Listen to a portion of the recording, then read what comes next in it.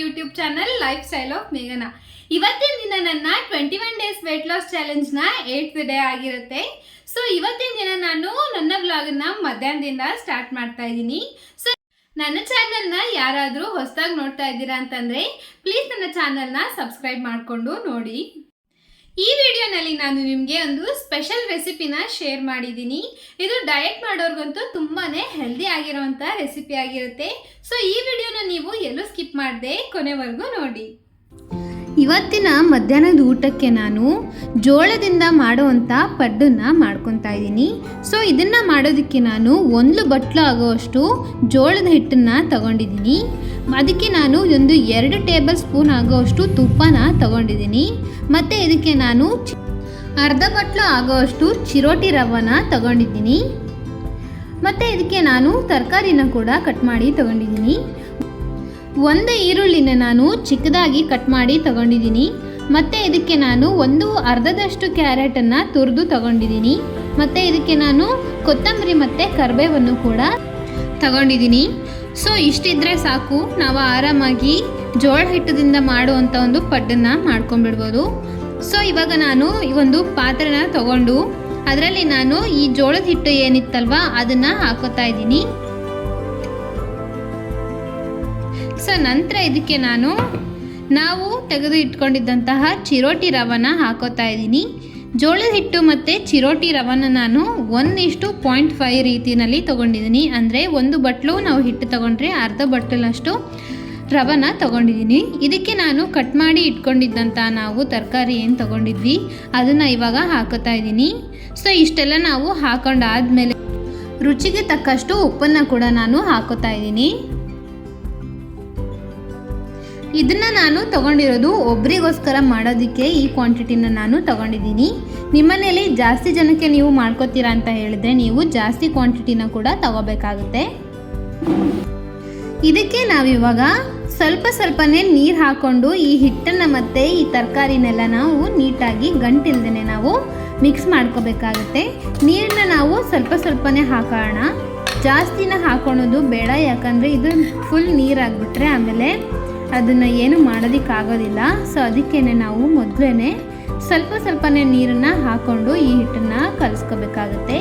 ಈ ಹಿಟ್ಟು ನಾರ್ಮಲಾಗಿ ನಾವೇನು ಪಡ್ಡು ಮಾಡ್ಕೊತೀವಲ್ವ, ಬೇರೆ ಬ್ಯಾಟರ್ ಎಲ್ಲ ಮಾಡ್ಕೊತೀವಲ್ಲ, ಅಕ್ಕಿ ಹಾಕ್ಬಿಟ್ಟು ಮಾಡ್ತೀವಲ್ಲ, ಸೇಮ್ ಅದೇ ಬ್ಯಾಟರ್ ಬಂದರೆ ಸಾಕಾಗುತ್ತೆ. ಸೊ ನೀವು ನೋಡಿಕೊಂಡು ನಿಮಗೆ ಇನ್ನೂ ತೆಳ್ಳಗೆ ಬೇಕಂದ್ರೆ ಮಾಡ್ಕೋಬೋದು, ಇನ್ನು ಗಟ್ಟಿ ಬೇಕಂದ್ರೂ ಮಾಡ್ಕೋಬೋದು.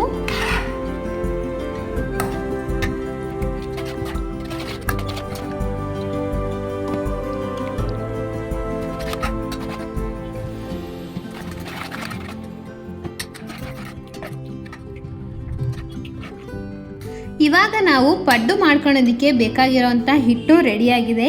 ಇದನ್ನ ನೀವು ಫರ್ಮೆಂಟೇಷನ್ ಅಥವಾ ಏನು ಮಾಡೋದು ಬೇಕಾಗಿಲ್ಲ. ಇದನ್ನು ನಾವು ಇನ್ಸ್ಟೆಂಟಾಗಿಯೇ ಮಾಡ್ಕೊಂಬಿಡ್ಬೋದು.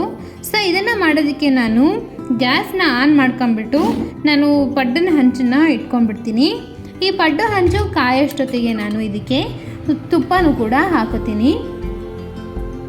ತುಪ್ಪದ ಬದಲಾಗಿ ನೀವು ಬೇಕಂತ ಹೇಳಿದರೆ ಎಣ್ಣೆನೂ ಕೂಡ ಬಳಸ್ಕೊಬೋದು.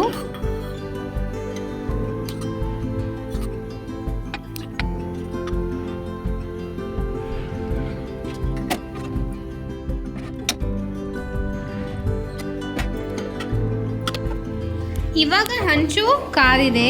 ಸೊ ಇದಕ್ಕೆ ಇದನ್ನು ನಾವು ಇವಾಗ ಪಡ್ಡನ್ನು ಹಾಕೋತಾ ಇದ್ದೀನಿ. ಪಡ್ಡನ್ನು ನಾವು ಚಿಕ್ಕದಾಗೆ ಹಾಕೋಬೇಕು. ತುಂಬ ದೊಡ್ಡದು ಹಾಕೊಂಡ್ರೆ ನೀಟಾಗಿ ಬೇಯೋದಿಲ್ಲ.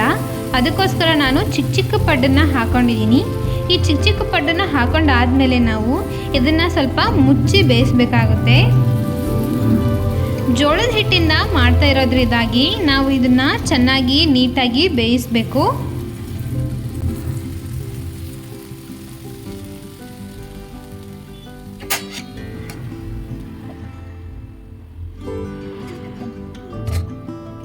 ನಾವು ಇದನ್ನು ಮುಚ್ಚಿಬಿಟ್ಟು ಒಂದು 5ರಿಂದ 6 ನಿಮಿಷಗಳ ಕಾಲ ಬೇಯಿಸಬೇಕಾಗುತ್ತೆ.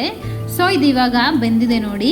ಇದನ್ನು ನಾವೀಗ ತಿರುಗಿಸಿ ಹಾಕ್ಕೊಂಡು ಮತ್ತೆ ಇದನ್ನು ಚೆನ್ನಾಗಿ ಬೇಯಿಸ್ಕೋಬೇಕು. ನಾವು ಮೊದಲೇ ಹೇಳಿರೋ ಹಾಗೆ ಇದು ಜೋಳದ ಹಿಟ್ಟಾಗಿರೋದ್ರಿಂದ ನಾವು ಇದನ್ನು ಸ್ವಲ್ಪ ಚೆನ್ನಾಗಿ ಬೇಯಿಸ್ಕೋಬೇಕಾಗುತ್ತೆ. ಇಲ್ಲ ಅಂತ ಹೇಳಿದರೆ ಇದು ಹಿಟ್ಟು ಹಾಗೇ ಉಳಿದ್ಬಿಡುತ್ತೆ, ನೀಟಾಗಿ ಬೇಯೋದಿಲ್ಲ. ಅದಕ್ಕೆ ಒಂದು ಮೀಡಿಯಮ್ ಫ್ಲೇಮ್ನ ಇಟ್ಕೊಂಡ್ಬಿಟ್ಟು ಇದನ್ನು ಚೆನ್ನಾಗಿ ನಾವು ಬೇಯಿಸ್ಕೋಬೇಕು.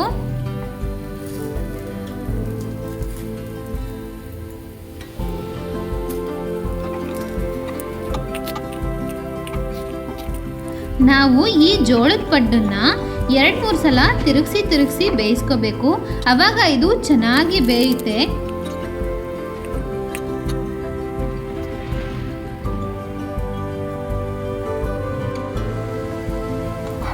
ನೋಡಿ ಇವಾಗ ಪಡ್ಡು ಎಷ್ಟು ಚೆನ್ನಾಗಿ ಬೆಂದಿದೆ ಅಂತ ಹೇಳ್ಬಿಟ್ಟು. ಆ ಕಲರ್ ನೋಡಿದ್ರೆ ನಿಮಗೆ ಗೊತ್ತಾಗುತ್ತೆ ಅಲ್ವಾ ಎಷ್ಟು ನೀಟಾಗಿ ಬೆಂದಿದೆ ಅಂತ ಹೇಳ್ಬಿಟ್ಟು. ಸೊ ಇಷ್ಟ ಆದರೆ ನಿಮ್ಮ ಪಡ್ಡು ರೆಡಿಯಾಗಿರುತ್ತೆ. ಸೊ ಇಷ್ಟೇ ಪಡ್ಡು ಮಾಡುವಂಥದ್ದು ಜೋಳದಿಂದ. ಸೊ ತುಂಬ ಈಸಿ ಆಗಿದೆ, ಮನೇಲೇ ಮಾಡ್ಕೊಂಡು ತಗೊಳ್ಳಿ. ನೋಡಿ ಇವತ್ತಿನ ಮಧ್ಯಾಹ್ನದ ಊಟಕ್ಕೆ ನಾನು ಜೋಳ ಹಿಟ್ಟದಿಂದ ಮಾಡುವಂಥ ಒಂದು ಪಡ್ಡು ಮತ್ತು ಪ್ರೋಟೀನ್ಗೋಸ್ಕರ ಹೆಸರು ಕಾಳಿನ ಪಲ್ಯನ ತೊಗೊಂಡಿದ್ದೀನಿ. ಮತ್ತು ನಾನು ಇದಕ್ಕೆ ಟೊಮೆಟೊ ಸಾಸ್ ಮತ್ತು ಸಾಲೆಡ್ನ ತೊಗೊಂಡಿದ್ದೀನಿ.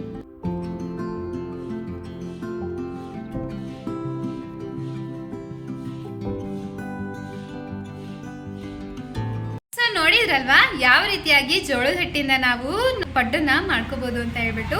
ಇದು ತುಂಬಾನೇ ಹೆಲ್ದಿ ಆಗಿರೋ ರೆಸಿಪಿ ಆಗಿರುತ್ತೆ. ಸೊ ನೀವು ಮಿಸ್ ಮಾಡ್ದೇನ ಈ ರೆಸಿಪಿನ ನಿಮ್ಮ ಮನೇಲೂ ಟ್ರೈ ಮಾಡಿ ಅಂತ ಹೇಳ್ತೀನಿ.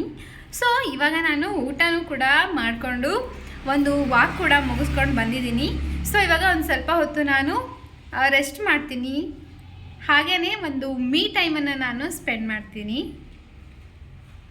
ಬೆಳಿಗ್ಗೆ ನಾನು ವರ್ಕೌಟ್ ಮಾಡೋದಕ್ಕಾಗಿರಲಿಲ್ಲ. ಸೊ ಅದಕ್ಕೆ ನಾನು ಇವಾಗ ಸಂಜೆ ವರ್ಕೌಟ್ ಮಾಡಿದ್ದೀನಿ. ಸೊ ನೀವು ಮನೆಯಲ್ಲೇ ವರ್ಕೌಟ್ ಮಾಡಿ ವೆಯ್ಟ್ ಲಾಸ್ ಮಾಡ್ಬೋದು. ಇವತ್ತಿನ ರಾತ್ರಿ ಡಿನ್ನರ್ಗೆ ನಾನು ಟೊಮೆಟೊ ಸೂಪನ್ನು ತೊಗೊಂಡಿದ್ದೀನಿ. ಈ ಟೊಮೆಟೊ ಸೂಪ್ ರೆಸಿಪಿನ ನಾನಿವಾಗ ಆಗಲೇ ನನ್ನ ಚಾನಲ್ನಲ್ಲಿ ಲಾಸ್ಟ್ ವೀಡಿಯೋನಲ್ಲೇ ಪೋಸ್ಟ್ ಮಾಡಿದ್ದೀನಿ. ನೋಡಿಲ್ಲ ಅಂತಂದರೆ ಪ್ಲೀಸ್ ನೋಡಿ ಆಯಿತಾ. ಸೊ ಇದು ಕೂಡ ಅಷ್ಟೇ ತುಂಬ ಹೆಲ್ದಿ ಆಗಿರುತ್ತೆ, ಆಮೇಲೆ ಸೂಪರ್ ಟೇಸ್ಟಿಯಾಗಿರುತ್ತೆ. ಇವಾಗ ನಾನು ಡಿನ್ನರ್ಗೆ ಬರೀ ಸೂಪ್ಗಳನ್ನೇ ಮಾತ್ರನೇ ತಗೋತಾ ಇದ್ದೀನಿ. ಸೊ ಅದರಿಂದಾಗಿ ನಮ್ಮ ವೆಯ್ಟ್ ಲಾಸ್ ಜರ್ನಿ ಇನ್ನೂ ಫಾಸ್ಟ್ ಆಗುತ್ತೆ ಅಂತಲೇ ಹೇಳ್ಬೋದು. ಸೊ ನೀವೂ ಕೂಡ ಸೂಪ್ಗಳನ್ನು ಟ್ರೈ ಮಾಡಿ, ನಿಮ್ಮ ಬೆಲ್ಲಿ ಫ್ಯಾಟ್ ಕರಗಿಸೋದಕ್ಕೆ ತುಂಬ ಒಳ್ಳೆಯದು. ಹಾಗೆಯೇ ನಾನು ಇವತ್ತಿನ ವಿಡಿಯೋನ ಇಲ್ಲೇ ಎಂಡ್ ಮಾಡ್ತಾ ಇದ್ದೀನಿ ಕೂಡ. ಸೊ ನನ್ನ ವಿಡಿಯೋಸ್ ಏನಾದರೂ ನಿಮಗೆ ಇಷ್ಟ ಆದರೆ, ಸ್ವಲ್ಪನಾದರೂ ಇಷ್ಟ ಆದರೆ ಪ್ಲೀಸ್ ಒಂದು ಲೈಕ್ ಕೊಡಿ, ನಿಮ್ಮ ಫ್ರೆಂಡ್ಸ್ ಆ್ಯಂಡ್ ಫ್ಯಾಮಿಲಿಗೆ ಶೇರ್ ಮಾಡಿ, ಮತ್ತು ನನ್ನ ಚಾನಲ್ನ ಸಬ್ಸ್ಕ್ರೈಬ್ ಮಾಡಿ, ಬೆಲ್ ಐಕಾನ್ ಪ್ರೆಸ್ ಮಾಡಿ.